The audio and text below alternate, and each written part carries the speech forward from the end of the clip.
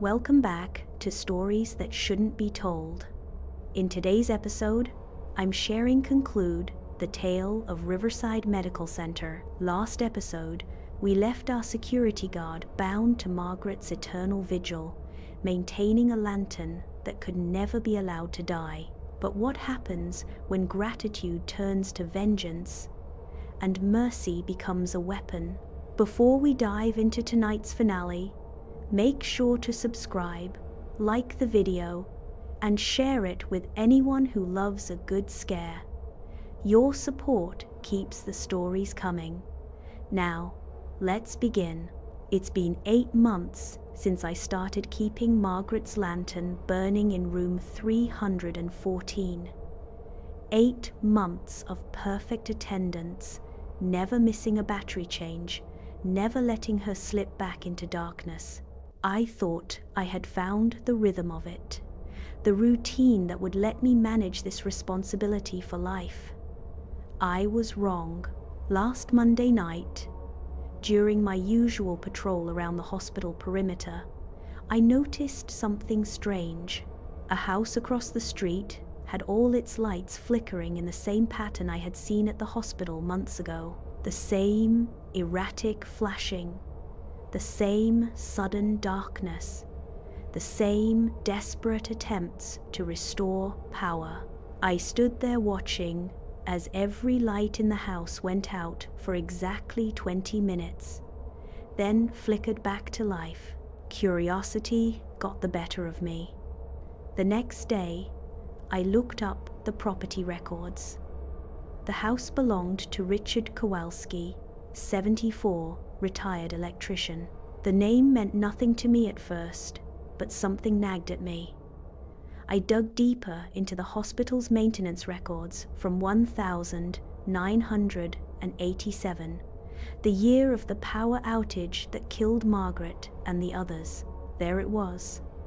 Richard Kowalski, the contractor who had installed the faulty backup generators that failed that night. The newspaper article the following morning confirmed my worst fears. Richard Kowalski had been found dead in his home. Heart failure, the coroner said. His pacemaker had mysteriously malfunctioned. Neighbors reported his house had been having electrical problems for weeks. His refrigerator had stopped working, spoiling his insulin. His medical alert system had failed repeatedly. It was as if the house itself had turned against him. I knew immediately what had happened. Margaret had grown stronger. Fed by months of electrical energy from the lantern I so faithfully maintained, she had gained the power to reach beyond the hospital walls. She had found the man responsible for her death and given him exactly what he had given her: darkness, fear, and a death caused by electrical failure. Over the next week, I started noticing the same electrical disturbances at 3 other houses within a 6-block radius of the hospital. I researched each address: Dr. Patterson's widow, the physician who had been on duty the night of the outage; Nurse Williams' daughter, whose mother had been working the ICU; the nephew of the hospital administrator who had approved the cheap backup system installation. Each house experienced the same pattern: weeks of escalating electrical problems, failed appliances, power outages lasting exactly 20 minutes, and then tragedy. Dr. Patterson's widow died when her oxygen concentrator failed during a blackout. Nurse Williams' daughter was electrocuted when her bathroom lights short-circuited while she was in the shower. The administrator's nephew died in a house fire caused by faulty wiring that sparked at exactly 3 a.m. Margaret had become something monstrous. The gentle spirit I thought I was helping had transformed into an engine of electrical vengeance, systematically hunting down anyone connected to the night she died. And I had fed her the power to do it. Battery by battery, week by week, I realized then that the lantern hadn't been keeping her at peace. It had been making her stronger, more capable of reaching into the world of the living. Every battery I replaced was like feeding a predator, helping it grow large enough to hunt. The local news started reporting on what they called the electrical district deaths. 5 mysterious deaths in 2 weeks, all involving electrical failures, all within walking distance of the old hospital.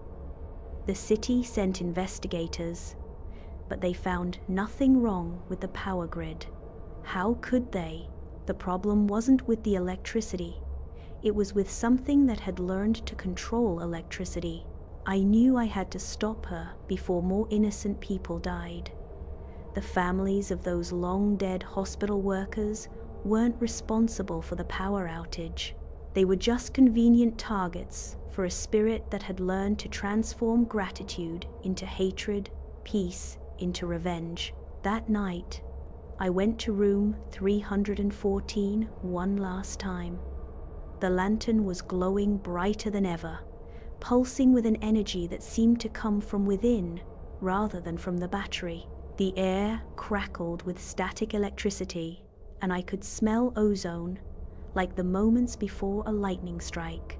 I walked to the utility closet and found the main electrical shutoff for the entire 3rd floor. My hand hesitated on the switch. Cutting the power would plunge Margaret back into the darkness that had terrified her for decades.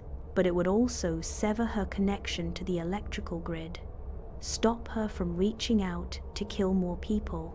I thought about Richard Kowalski, dying alone in his dark house as his pacemaker failed. About Dr. Patterson's widow, gasping for air as her oxygen machine went silent. About all the innocent people who had died because I thought I was being kind. Sometimes mercy means knowing when to stop enabling someone's worst impulses. Sometimes love means making the hard choice, even when it causes pain. I pulled the switch. The entire 3rd floor plunged into complete darkness. For a moment, there was silence. Then hell broke loose. Every window on the floor exploded simultaneously, glass raining down like deadly snow. The sound was deafening, like 1,000 screams at once. Emergency alarms throughout the building began wailing as electrical systems went haywire. The fluorescent lights in every hallway started strobing frantically, even though the power was supposed to be cut. Sparks shot from outlets, leaving scorch marks on the walls. The elevator cables snapped, sending both cars crashing into the basement with a sound like thunder.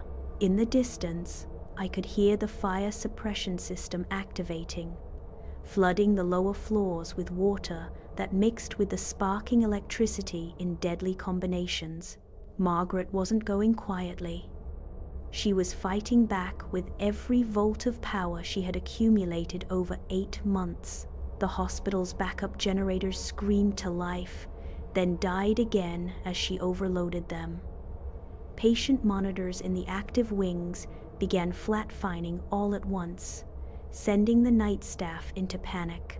The smell of burning circuits filled the air as she tried desperately to maintain her connection to the electrical grid.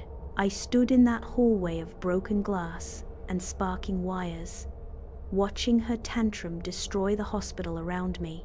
The building groaned as heating systems failed, and pipes burst from the sudden temperature changes.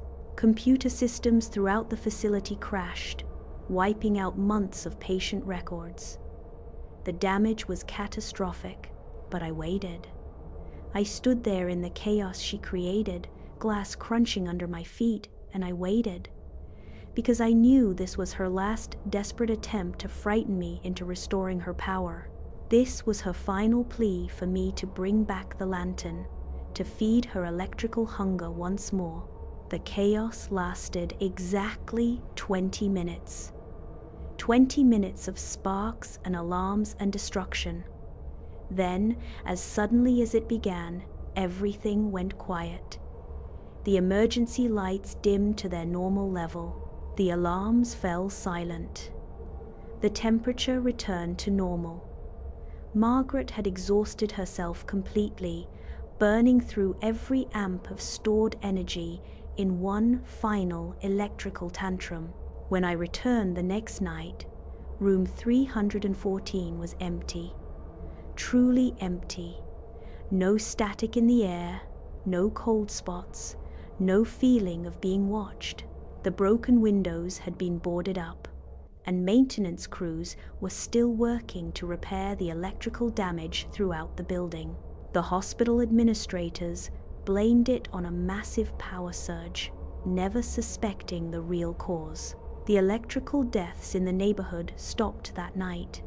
The city investigators closed their files, attributing the cluster of deaths to an unfortunate coincidence. I quit my job at the hospital the following week, unable to face the destruction I had caused by enabling Margaret's growth into a monster.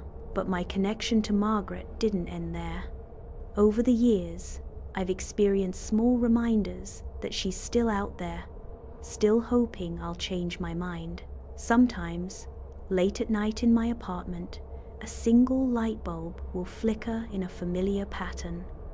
The same desperate rhythm I first witnessed at the hospital. My phone will lose battery at exactly 3 a.m. despite being fully charged. Streetlights go dark as I walk beneath them, as if something is trying to get my attention. These incidents happen maybe once or twice a year. Always subtle, always just enough to let me know she remembers me. She's calling for help again, trying to convince me to restore her power, to feed her electrical hunger once more. But I've learned to ignore these signs. I replace the light bulbs without acknowledgement. I charge my phone without looking at the clock. I walk past the darkened streetlights without stopping, because I know now that some calls for help are actually calls for enablement. Some requests for mercy are actually requests for permission to cause more harm. Margaret may still be out there in the electrical static between worlds, but she's powerless without someone willing to feed her strength. I just hope that no one else ever makes the mistake I made. I hope no other security guard, no other kind soul ever hears her silent pleas and decides to bring her a lantern, because the next time Margaret gains power, I won't be there to cut the switch. The next time, there might be no one left to stop her at all. And that's the end of In the Dark with me. Sometimes the light we think we're providing actually feeds the darkness we're trying to fight. Thanks for joining me for these 2 episodes about Riverside Medical Center. Remember to like, subscribe, and share with anyone who appreciates a good scare. Until next time, remember that some promises are meant to be broken, and some lights are meant to go out. Stay in the dark with me.